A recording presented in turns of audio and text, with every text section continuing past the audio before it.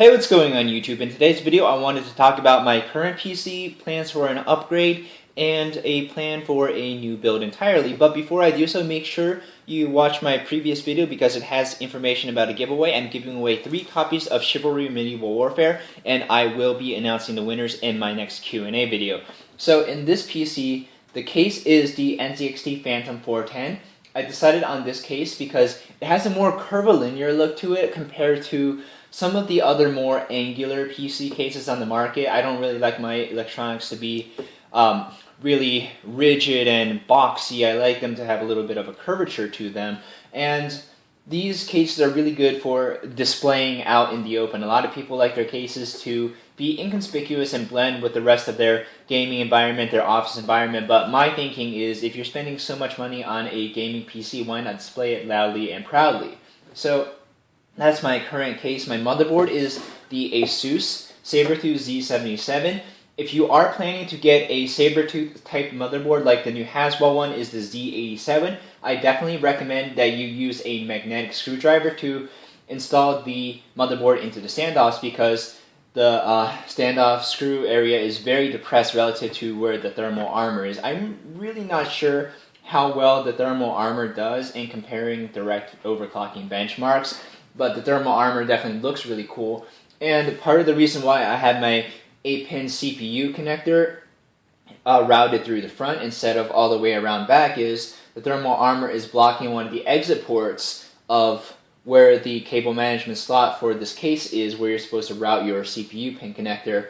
I could have gotten an 8-pin ATX connector, but you know how things get. But moving on, my graphics cards, actually no, before I talk about my graphics cards, my CPU is the Intel i7-3770K, and it's cooled with an all-in-one cooler, the Corsair H100i.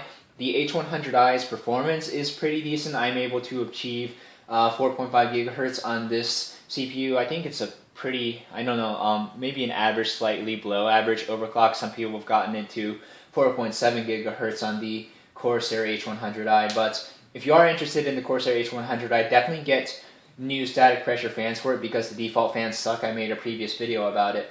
My GPUs are the GTX 780s in 2-way SLI, and I am extremely happy with their performance in 3D gaming and 5760 by 1080. I play either on 3 screens in 2D surround or on a single screen, maxing it out in 3D. I can play some older games in 3D on 3 screens. Portal 2 I recently played in 3 screens in 3D, and Fallout 3 I'm playing right now in 3 screens on 3D, but most modern games I like to keep it at a single screen and jack up all the settings because I don't really like turning down settings.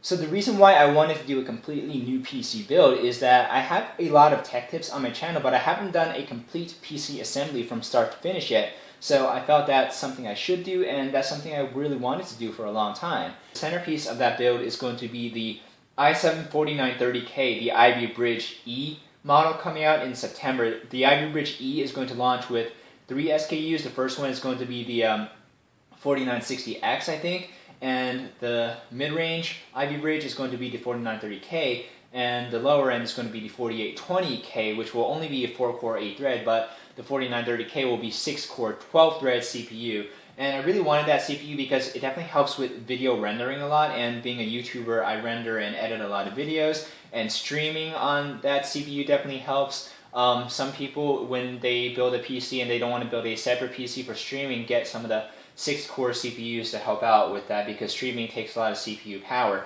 For my graphics cards, I'm debating on whether I should go 3-way SLI or not, or just leave my graphics cards in 2-way SLI.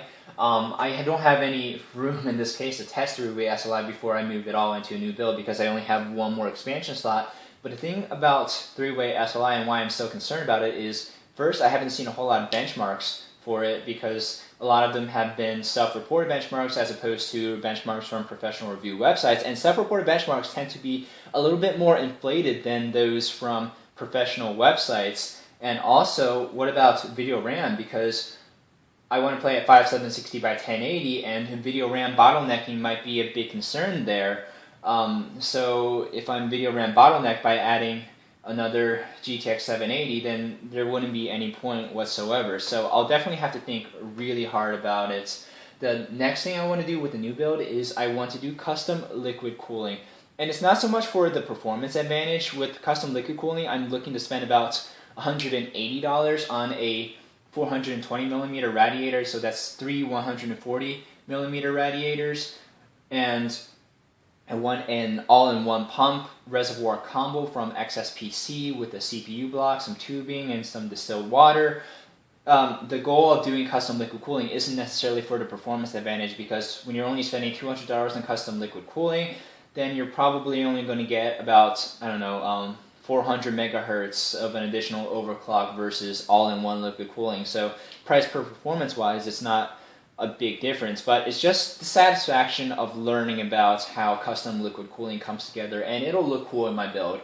So I have plans for custom liquid cooling. The case, I think I'm going to use the Nzxt Phantom 630. I've already seen the case in person at Micro Center, and I'm going to go with the gunmetal gray case. It's big enough for my uses, but not as obnoxiously big as the Nzxt Phantom 820. You might as well be working on building a time machine or something with the Nzxt 820, because that thing I can't really describe it. But Nzxt does have a new case coming out this September. It's the Nzxt Phantom 530, I think? Yeah, the 530. And they've responded to fans' concerns, and the side paneling on the 530 goes all the way down here, and it has 8 expansion slots. So the 530 is a very good looking case, but it is a little bit on the small side for me to use with a potentially 3-way SLI custom liquid cooled build. And I'm not going to custom liquid cool my graphics cards, because I'd have to get additional GPU blocks, full cover GPU blocks, and those are pricey, and with the Maxwell 800 series coming out soon, I don't want to spend the effort to add water blocks and then have to disassemble everything, resell everything in preparation for Maxwell, because I like to upgrade my video cards every generation. And with Maxwell, if I already have my custom liquid cooling loop set up, then I'll just buy a GPU with a water block pre-installed. So definitely going to go with the Nzxt Phantom 630. For power supplies, I've looked at an EVGA 1300 watt G2 power supply, the Supernova one from EVGA, but I haven't used an EVGA power supply before. I think EVGA is an exotic choice for a power supply, as opposed to some more familiar brands like Seasonic, Rosewell, Corsair, Cooler Master. So if any of you have ever used an EVGA power supply, let me know how that was, whether you dealt with any coil whine issues or whatever, and how that power supply has held up. So 1300 watts is more than enough power. Lastly, I'm going to talk about what motherboard I'm going to choose. I'm probably going to go with an Asus Republic of Gamers board. I don't know how close in proximity new motherboards launch relative to CPUs, but it will use the same chipset and socket, the X79 and LGA 2011. But Asus's boards, like the Republic of Gamers Rampage, and I forgot what the other one is called, like the Maximus Extreme or whatever for the X79 chipset, they've been out of stock, and they haven't been restocking, so they might be hinting at releasing new Republic of Gamers boards. I want to go with a standard ATX board instead of an XL ATX or eATX, because I don't need that many RAM slots, to be honest with you. So yeah, I'm definitely looking into Asus, because I'm familiar with the BIOS, and I'm very happy with Asus boards' performances.